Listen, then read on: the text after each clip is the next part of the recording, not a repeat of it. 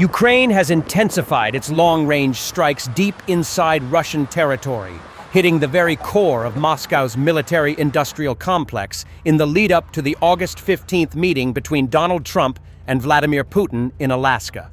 In the latest overnight assault, a massive fire tore through an industrial plant in Yaroslavl that produces specialized protective coatings for military equipment, materials essential for safeguarding Russian armor and weapons from corrosion in battlefield conditions.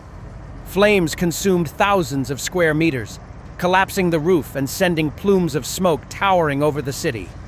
This attack follows a relentless pattern of Ukrainian strikes on drone factories, logistics hubs, and defense production sites in regions such as Tatarstan, underscoring Kiev's ability to project force far beyond the front lines. The timing of these operations appears calculated to remind both Moscow and Washington that Ukraine's campaign to dismantle Russia's war machine will not pause for diplomacy. By striking key industrial nodes just days before high-stakes talks, Kyiv signals that it intends to keep Russia's war economy under constant pressure, forcing the Kremlin to reckon with a battlefield that now extends into the heart of its own territory. A large-scale fire with an area of 3.5 thousand square meters at a production facility in Yaroslavl was extinguished by rescuers. This was announced by the Russian Ministry of Emergency Situations. The fire has been completely eliminated, the agency said in a message on its Telegram channel.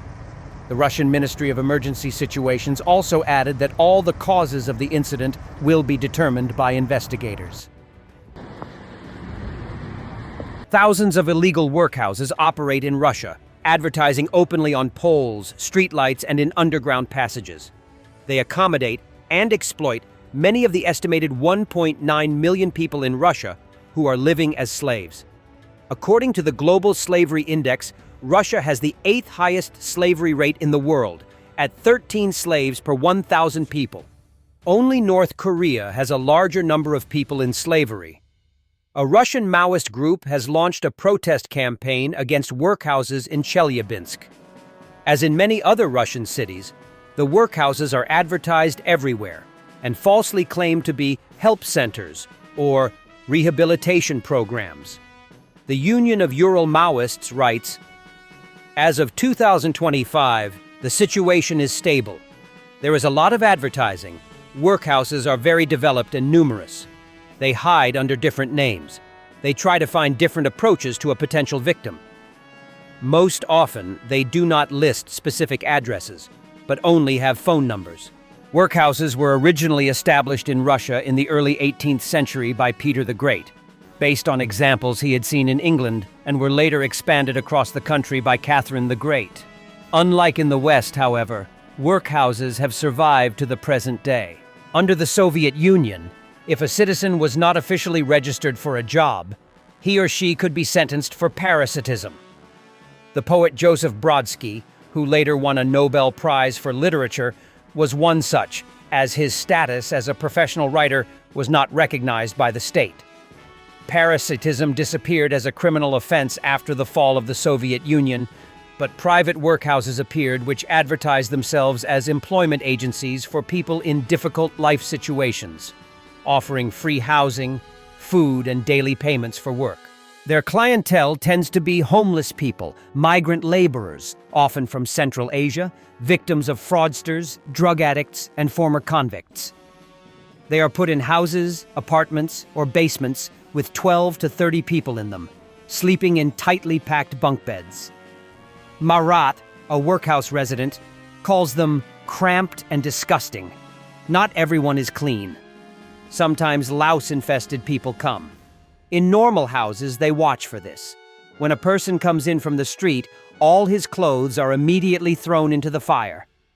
They wash him and shave him. If they see that there are lice, they shave his head bald. But there are houses where lice are brought in.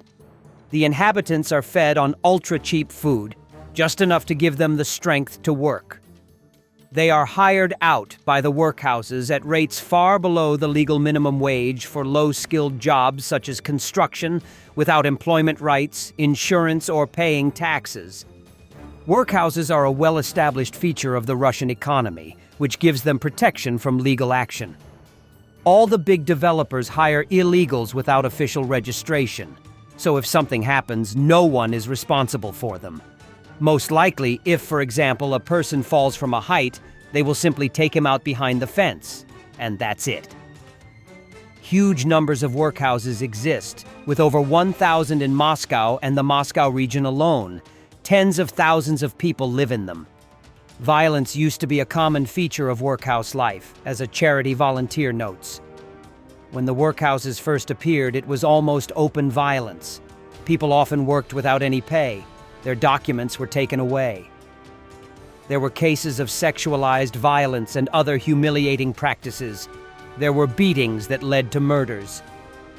The people most likely to be victims are also the least likely to complain to the police, given their marginalized status. Some of the first modern workhouses appeared in Kemerovo in the early 2000s as the brainchild of a convicted criminal named Andrei Cherushnikov. Victims were made to work without pay and were prevented from leaving. He was eventually convicted of kidnapping and murder. These days, the pressure is often more psychological, since the workers face the prospect of going back on the streets with no money and nowhere to live if they leave. Their documents may also be in the hands of the bosses, who can be reluctant to give them back. Outside the big cities, however, workhouses come under far less scrutiny from campaigners, and abuses are much worse. The Russian anti-slavery group Alternative has been helping people to escape from workhouse slavery. A volunteer, Artem, says, "We actually had a person who had escaped from a rehabilitation center contact us. He told us about serious violations, beatings, humiliation, and other abuses.